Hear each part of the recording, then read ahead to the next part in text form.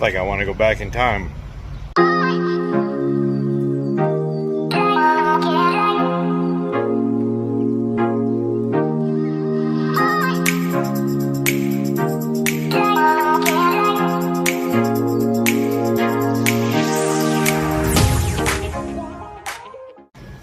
I'm over here in Dixon, Tennessee today, in front of what used to be the old Williams.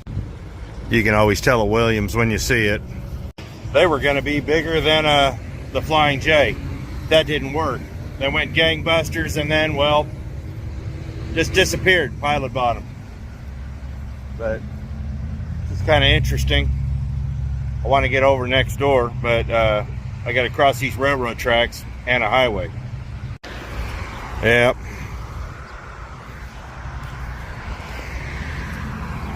Waffle House. Still early enough for one more bad decision.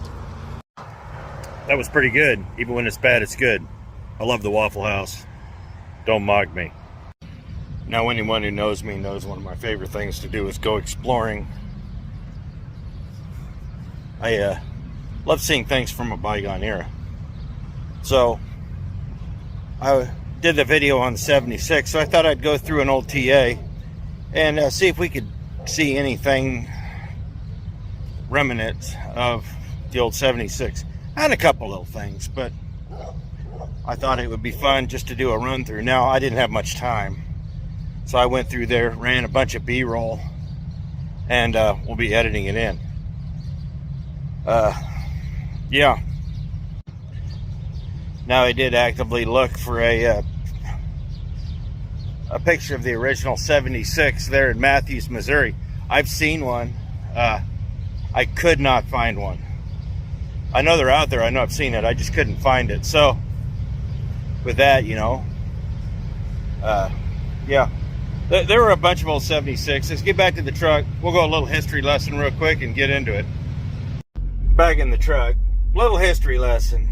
I would have liked to have done some neater stuff, like the old 76 at the Stockyards in Chicago, but it's an empty lot now.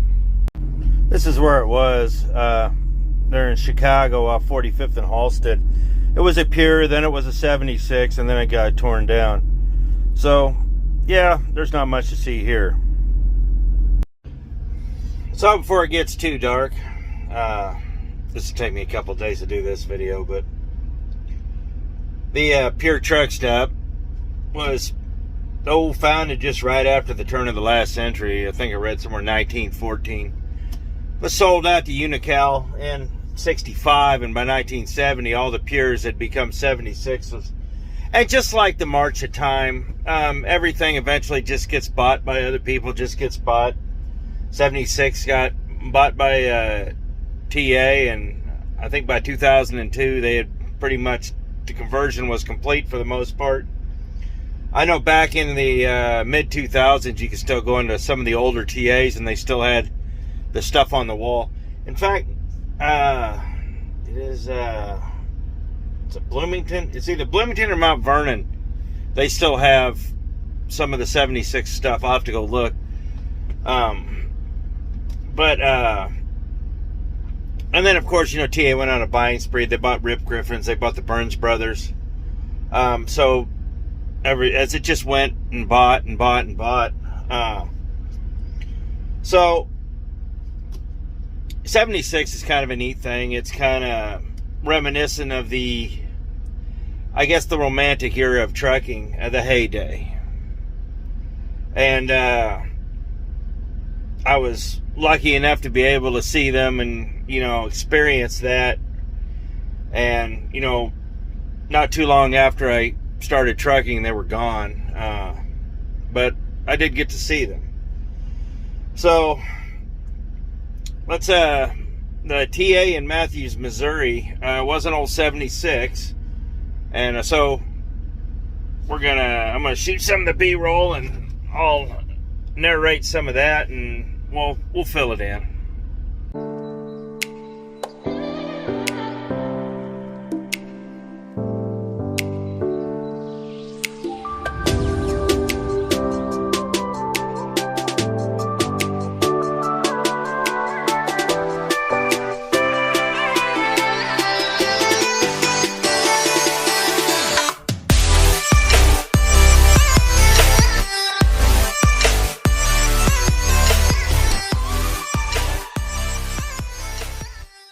So as we start our quick tour, you can see where the old shop was, the single bay before they added on. Parking lot pretty much remained unchanged. As you walk by and you see the old curbing and all that, that's still reminiscent of the 76, as is the building. But, you know, they've added the big thing up front. So we go inside, and the first thing you know, which was real 76, well, there's where the restaurant used to be, was this. I love these. These are the old staircases going up to the second floor. The second floor was where laundry and showers and the TV room was. I had to mute it all so I don't get copyright. There's the new laundry room, but check this out. This is the old laundry room from back in the day. They've never updated this. So I thought that was pretty cool. It looked pure 70s, 60s, 70s in there. They just got your typical hallway showers and all that. They haven't updated anything. In fact, if I was to scrape off the paint off those doors, it'd probably be 70, 76 on them. We're going back down, and we're going to check out the store. The store's got a typical layout, but it's got just the regular usual crap in it. Nothing really earth-shaking. Go out to the shop through that door, but the one thing I did like that was pure 76 was that light post up there, not the truck. Come on, up. Yep. That right there was identical to the one in New Paris, Ohio.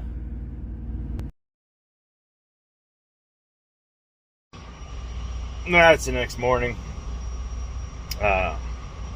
I know when you saw that video, there wasn't a whole lot there. But truthfully, there just wasn't a whole lot to see. I literally drug it out as long as I could. I was there 20, 25 minutes, and I was one end of the store, up, one end of the store, back down, one end of the store, out.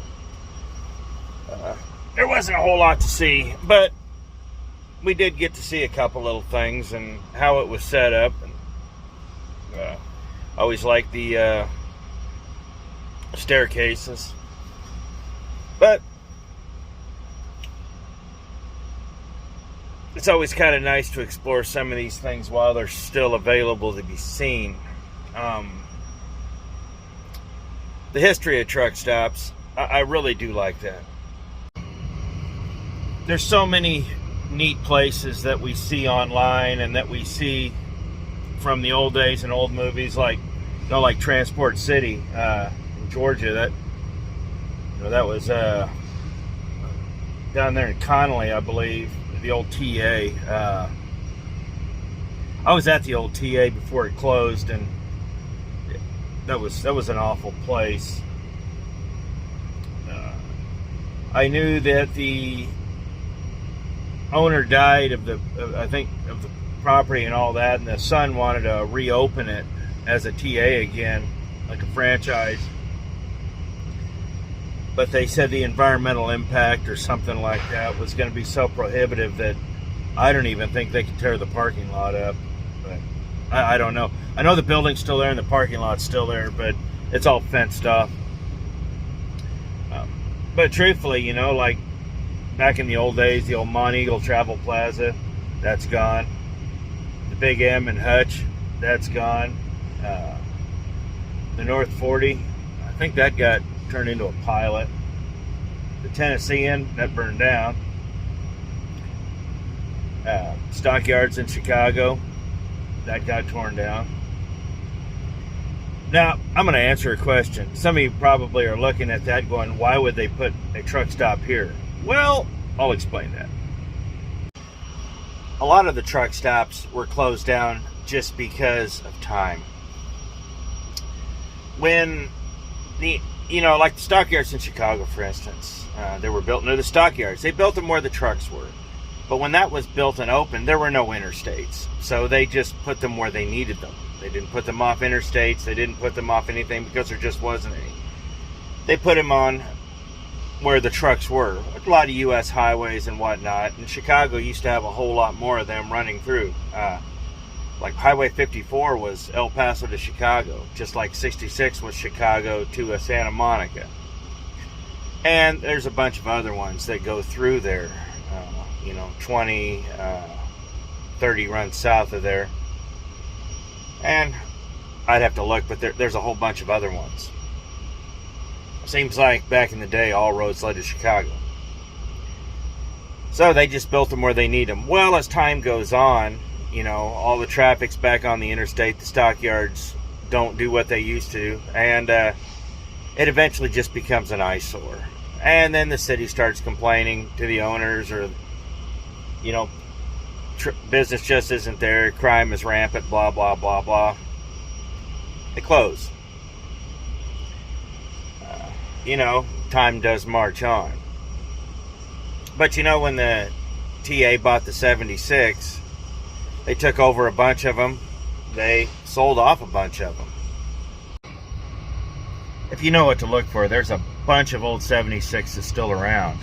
The one in Davenport, the trailer sales, that was an old 76. Well, where the Quick Trip was in Austin, Minnesota, that was an old 76. I know there was one around Junction City. It's gone now. I think the building's still there.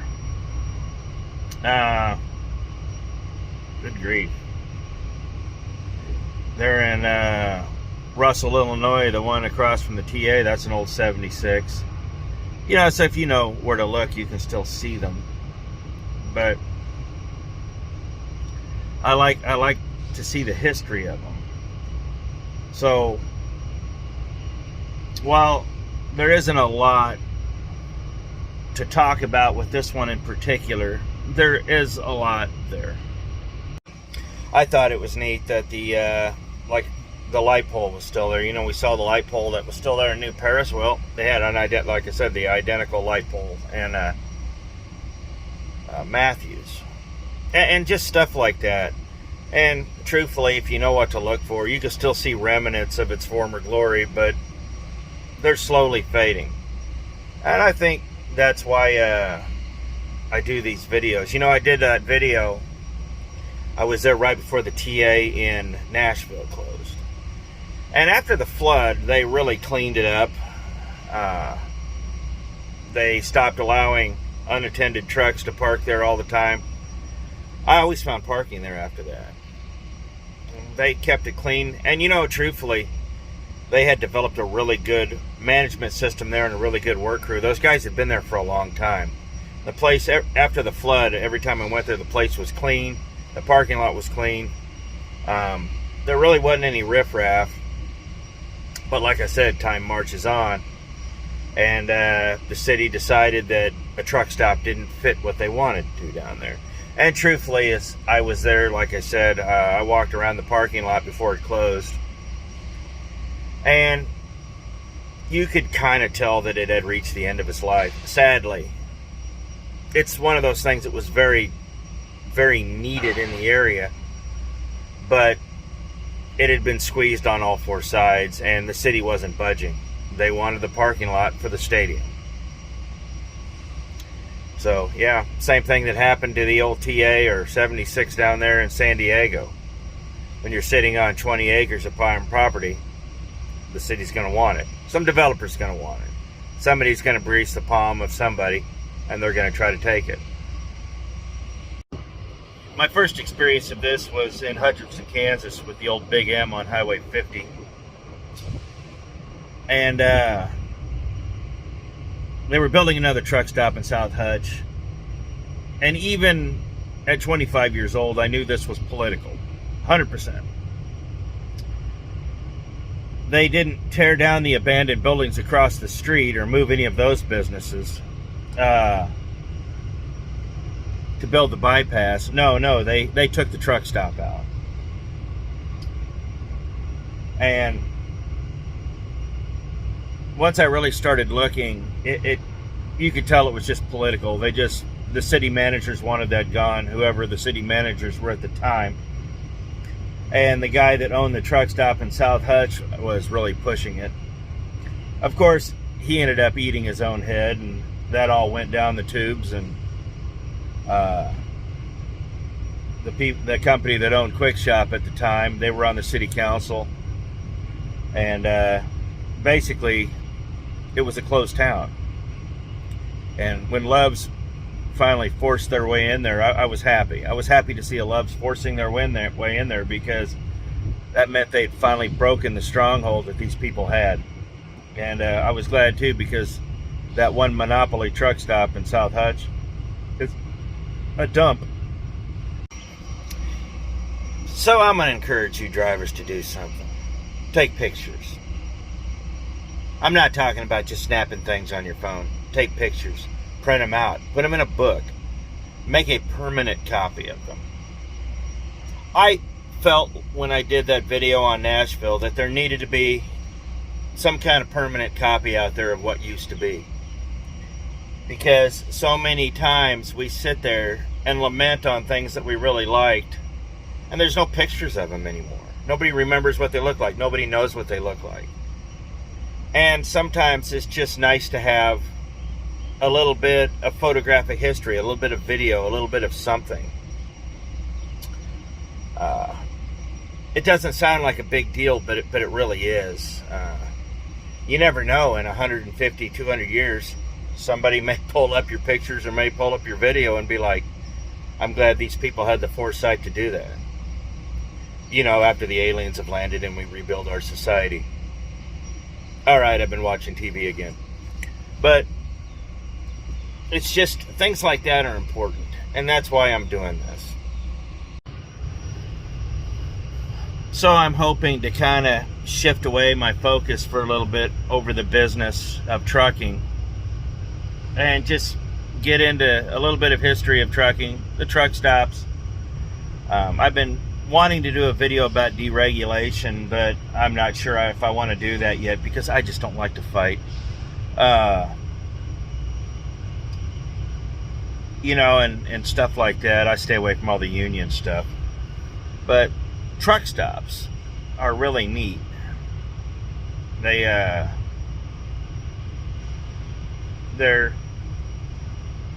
back in the day, it's just like there weren't these mega truck stops. I mean, there were, but there was a lot of little truck stops with restaurants all over.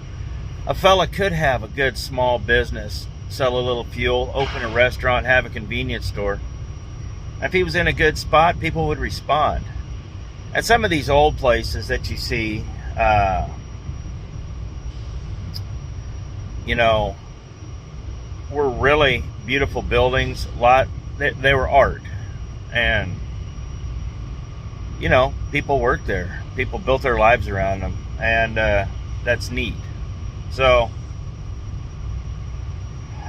I'm going to do a couple more of these to see how they last and see how you like them, and hopefully I can get a little more in depth than I did with this one. I just thought it would be neat to run through it and see what we could see and kind of give you just a brief history. I didn't give you much at all, and I'm not going to lie, but I just kind of pointed out, like I said, what was 76 and what wasn't. The one thing that I did notice about 76 is if you ever go into 76s, it seems like they were all cinder block design. And when you go down the hallways and whatnot of what was a 76, you're going to notice that they're all cinder blocks. They're all built with cinder blocks. It's almost unique to a 76. Just something I noticed. So, yeah. So like I said, there wasn't much to this because there wasn't much. But what I saw was pretty cool, and all this is just, I encourage you guys to get out there, go see something, explore a little history, and touch it with your hands while you still can. It's fading fast. And one of these days, I'm going to be looking back thinking, wow, I remember when. More so than I'm doing now. And one of these days, when y'all are my age or older, you're going to be saying the same thing. I remember when. And it's nice to have taken some time and seen some of these things while you still can. So, I appreciate it. Thanks for watching, guys. Keep your heads about you. Enjoy yourself out here and make some money. We'll see you next video. Thanks for watching.